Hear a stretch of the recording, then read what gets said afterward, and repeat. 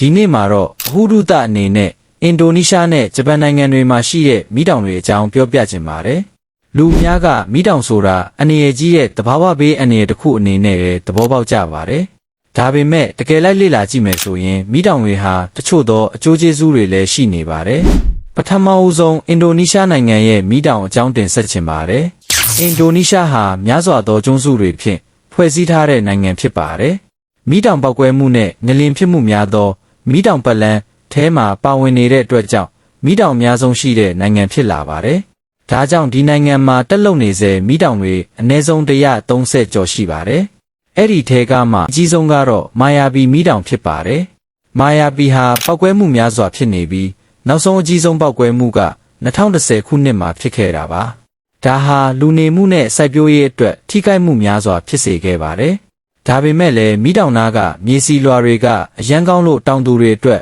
စိုက်ပျိုးရေးလုပ်ကင်ဖို့အဆင်ပြေပါတယ်။ဒါကြောင့်လူများစုကမီးတောင်နာမှာပဲနေထိုင်ကြပါတယ်။အခုတော့ဂျပန်နိုင်ငံရဲ့မီးတောင်အကြောင်းကိုပြောင်းကြည့်ကြရအောင်။ဂျပန်မှာလည်းမီးတောင်များပြားရှိပါတယ်။တောင်ဖူဂျီဆိုတဲ့မီးတောင်ကတော့အများဆုံးလူသိများပြီးဂျပန်ရဲ့တပင်နဲ့သင်္ကန်းအဖြစ်သိရှိကြပါတယ်။မီးတောင်ဖူဂျီဟာအလွန်လှပပြီးခရီးသွားတွေဆွဲဆောင်နိုင်တဲ့နေရာတစ်ခုဖြစ်ပါတယ်။မီးတောင်ဖူဂျီကနောက်ဆုံးကြီးအကျယ်ပောက်ကွဲတာဟာနှစ်ပေါင်းများစွာကဖြစ်ပြီးယခုအချိန်မှာတည်ငြိမ်နေပါတယ်။သို့တော့တခြားမီးတောင်တချို့ကတော့တက်လုံနေစေဖြစ်ကြပါတယ်။ဥပမာဆာကူယာဂျီမာမီးတောင်လည်းတစ်နှစ်လျင်တော်တော်များများပောက်ကွဲတတ်ပါတယ်။ဂျပန်နိုင်ငံဟာမီးတောင်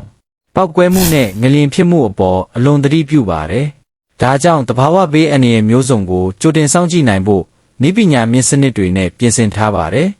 ဤကုန်းချုပ်အနေနဲ့ပြောရမယ်ဆိုရင်